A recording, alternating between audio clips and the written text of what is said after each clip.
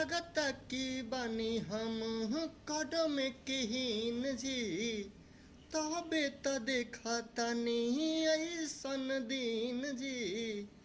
दुनिया के मेला ये झमेला मिटा दी, पगले बना दी, पगले बना दिए राम जी, पगले बना दी।